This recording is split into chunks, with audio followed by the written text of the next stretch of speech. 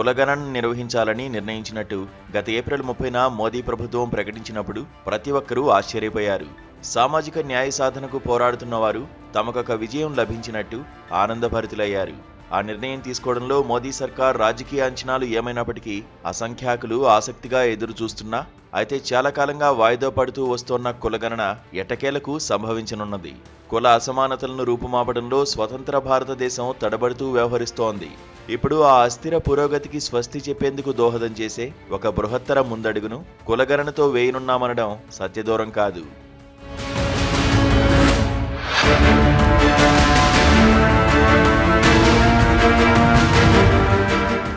ప్రతిపాదిత కులగణన విషయంలో జాగ్రత్తగా ఉండాల్సిన అవసరాన్ని 2 కొత్త పుస్తకాలు మనకు నొక్కి చెబుతున్నాయి. వాటిలో ఒకటి సామాజిక శాస్త్రవేత్త త్రిణ విథయతిల్ పరిశోధనా గ్రంథం కౌంటింగ్ క్యాస్ట్ కాగా, మరొకటి ప్రముఖ ప్రజా మేధావి ఆనంద్ తెంబుల్డే రాసిన ద క్యాస్ట్ కాన్సెన్సస్. విథయతిల్, తెంబుల్డే ఇరువురు సామాజిక న్యాయ సాధనకు, కుల నిర్మూలన లక్ష్యాలకు నిబద్ధమైన వారు. కులగణనపై ఇరువురివి పూర్తిగా భిన్నమైన దృక్కోణాలు, అయితే విశేషంగా ఆకట్టుకునేవి, లోతుగా ఆలోచింపజేసేవి. ప్రతిపాదిత కులగణనపై ప్రయోజనకరమైన చర్చను పురిగొల్పే గ్రంథాలవి. సామాజిక న్యాయ సంబంధిత అంశాలపై సంభాషణలను మరింత ప్రగాఢం చేసేవి కూడా అనడంలో సందేహం లేదు. ఆనంద్ తెంబుల్డే దేశవ్యాప్తంగా ప్రఖ్యాతుడైన ప్రజా మేధావి, అంబేద్కర్ వాది. కుల నిర్మూలనపై అంబేద్కర్ దృక్పథాన్ని ఎటువంటి మినహాయింపు లేకుండా ఆమోదించే వారి అభిప్రాయాలతో విభేదించేందుకు, వారి ఆలోచనలకు విరుద్ధంగా ఉన్న తన ఆలోచనలను వ్యక్తం చేసేందుకు భయపడని నవభావ సాహసి. చారిత్రకంగా వివక్షకు గురవుతోన్న అణగారిన వర్గాల అభ్యున్నతికి ఉద్దేశించిన సానుకూల చర్య విధానాన్ని ఆయన పూర్తిగా సమర్థిస్తారు. అయితే రిజర్వేషన్లనే సానుకూల చర్యను పటిష్టం చేసేందుకు సార్వత్రిక విద్య, ఆరోగ్య భద్రతా విధానాలను కూడా సంపూర్ణంగా అమలుపరచాలని ఆయన నొక్కి చెప్పారు. సానుకూల చర్యను, మౌలిక సమానత్వాన్ని లక్షిస్తున్న పరివర్తన సాధక విధానాలు, కార్యక్రమాలకు సంధానం చేయాలని ఆయన వాదించారు.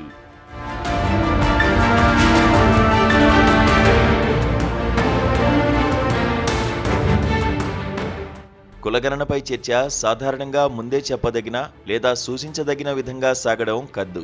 సామాజిక న్యాయాన్ని డిమాండ్ చేసేవారు కులగణనను ఆమోదిస్తారు.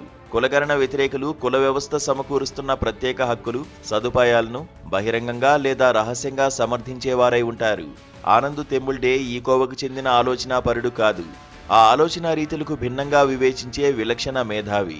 వచ్చే ఏడాది నుంచి నిర్వహించనున్న జనాభా గణనలో భాగంగా కులగణన కూడా జరపాలని మోదీ ప్రభుత్వం నిర్ణయించడం తమ రాజకీయ ప్రయోజనాలు సాధించుకునేందుకు ఉద్దేశించిన ఒక వ్యూహాత్మక నిర్ణయం మాత్రమేనని ఆయన నిష్కర్షగా చెప్పారు. కులగణన ఒక వంచన మాత్రమే అన్న ఏకాభిప్రాయం ఉదారవాదుల్లో వ్యక్తమవుతోంది. కులగణన కులపరమైన గుర్తింపులను మరింతగా బలపరుస్తుందనేది ఆ ఉదారవాదుల ఆక్షేపణ. రిజర్వేషన్ల కోటాలో ఉపకోటాలకు డిమాండ్లు పెరుగుతాయని, ఫలితంగా అసమాన సామాజిక వ్యవస్థకు బాధితులుగా ఉన్న అట్టడుగు కులాల వారు సంఘటితం కావడాన్ని నిరోధిస్తుంది. కుల నిర్మూలన స్పృహతో కూడిన సానుకూల చర్యను బలహీనపరుస్తుంది. కులగణన సామాజిక న్యాయానికి దోహదం చేసేది కాదని, కుల వ్యవస్థను శాశ్వతం చేయడానికి మాత్రమే అది సాధనమవుతుందని తెంబుల్డే సైతం తన పుస్తకంలో గట్టిగా వాదించారు. ఆయన కొత్త ఆలోచనలను ప్రేరేపించారు గాని వాటి సహేతుకత గురించి నచ్చజెప్పలేకపోయారు. కేవలం ఏ కులంలో ఎంతమంది ఉన్నారని లెక్కించడం సామాజిక అసమానతలకు పరిష్కారం కాదు, కాబోదని స్పష్టం చేసిన తెంబుల్డే సంఖ్యా గణన నుంచి సామాజిక అసమానతల సంక్లిష్ట స్వభావంపై లోతైన అవగాహనకు దోహదం చేసే మరింత సూక్ష్మమైన కులగణన విధానాన్ని ఆయన పరిగణలోకి తీసుకోలేదు.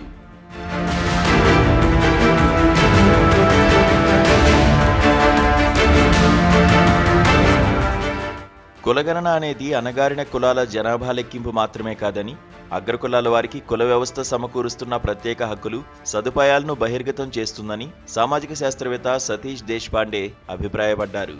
ప్రతి కుల సమూహ సభ్యుల విద్యార్హతలు, వృత్తిగత ఆచరణలు, ఆర్థిక హోదా మొదలైన వివరాలను కూడా వెల్లడిస్తుందని ఆయన అన్నారు. కులగణన దానికదే సామాజిక న్యాయ సాధనకు దోహదం చేయదు.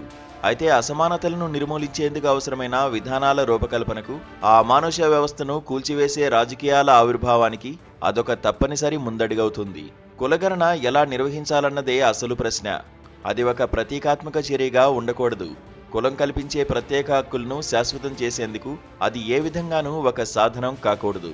కులగణనతో అందుబాటులోకి వచ్చే సమాచార స్వభావాన్ని, దాన్ని విశ్లేషించే పద్ధతులు, విధానపరమైన నిర్ణయాలను అమలుపరిచే వ్యవస్థలు, మరీ ముఖ్యంగా కులగణనకు పాలకులను పురిగొల్పిన రాజకీయ అజెండాకు సంబంధించిన పలు ప్రశ్నల విషయంలో తెంబుల్డే పుస్తకం మనల్ని జాగరూకులను చేస్తుంది.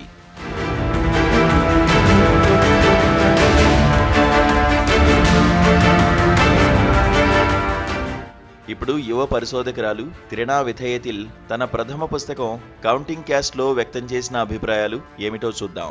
జనాభా గణనలో కులగణనపై ఆమె పుస్తకం ఒక సాధికార పరిశోధన. 1871లో బ్రిటిష్ వలస పాలకులు జనాభా గణనను ప్రారంభించిన నాటి నుంచి స్వతంత్ర భారతదేశంలో కులగణన నిర్వహించేందుకు జరిగిన విఫల ప్రయత్నాల దాకా ఆమె కులగణన చరిత్రను విపులంగా వివరించారు. ఆమె తన పరిశోధనకు 2011 జనాభా లెక్కలను ఉపయోగించుకున్నారు. ఆ జనాభా గణన ఆధారంగా కుల నిర్దిష్ట సమాచారాన్ని సేకరించే ప్రయత్నాలను పాలకులు ఎలా అడ్డుకున్నారో ఆమె ప్రతిభావంతంగా విశ్లేషించారు. కులగణనకు అనుకూలంగా పార్లమెంట్లోని అన్ని పార్టీల మధ్య ఏకాభిప్రాయం కుదిరింది. అయితే దానిని సామాజిక, ఆర్థిక కులగణనగా పక్కదోవ పట్టించారు. అధికారులు ఉద్దేశపూర్వకంగా నమ్మదగని డేటా సృష్టించారని ఆమె విమర్శించారు. కులగణన విషయంలో ఎన్డీఏ ప్రభుత్వం సైతం యూపీఏ ప్రభుత్వం కంటే మెరుగ్గా వ్యవహరించలేదని ఆమె నిగ్గుతేల్చారు.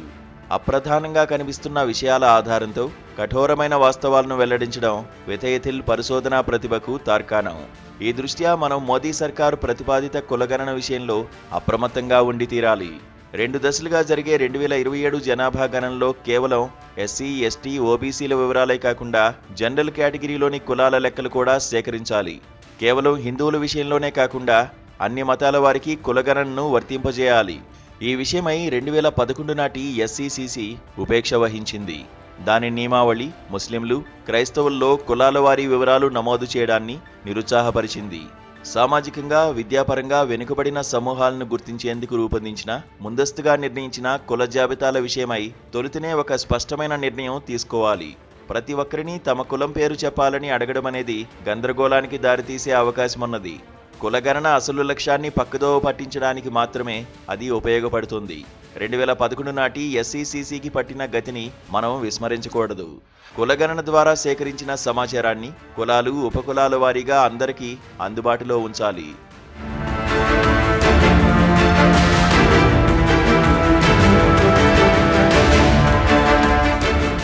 కులగణనపై చర్చ కులాల వివరాల సేకరణలో విస్తృతంగా వివిధ అంశాలను విధిగా అంతర్భాగం చేసుకోవాల్సిన అవసరాన్ని సూచిస్తుంది. మనం క్యాపిటల్ సి సెన్సెస్ నుంచి స్మాల్ సి సెన్సెస్కు వెళ్లాల్సిన ఆవశ్యకత ఎంతైనా ఉన్నది. ఇటువంటి నిర్దిష్ట సామాజిక సమూహాల గణనలు మనకు చాలా ఉన్నాయి. Economic census, agricultural census, livestock census, all India survey of higher education, list of directors of registered companies మొదలైనవి స్మాల్ సి సెన్సెస్గా పరిగణితమవుతున్నాయి. వీటితో పాటు పెద్ద ఎత్తున నిర్వహించే కుటుంబ వినియోగ వ్యయాల survey, periodic labour force survey కూడా విధిగా కులంపై ప్రశ్నను చేర్చాలి. ఈ వివరాలకు అదనంగా ప్రభుత్వ రంగ సంస్థల ఉద్యోగుల సర్వే, పంచాయతీ వార్డు స్థాయి నుంచి పార్లమెంటు దాకా ప్రజలు ఎన్నుకునే ప్రతినిధుల సర్వే, రాజ్యాంగ పదవులు నిర్వహిస్తున్న వారి విషయమై జరిపే సర్వేల ఫలితాలను కూడా పైన పేర్కొన్న వివిధ సేకరణల వివరాలకు అదనంగా చేర్చాలి. కులగణన అనేది ఇంత విస్తృత, సమ్మిళిత విధానంలో జరిగినప్పుడు మాత్రమే వర్తమాన భారతదేశంలో ఆస్తులు, అవకాశాలు ఏ విధంగా పంపిణీ అవుతున్నాయనే విషయమై ఒక ఖచ్చితమైన అవగాహనకు రావడం సుసాధ్యమవుతుంది.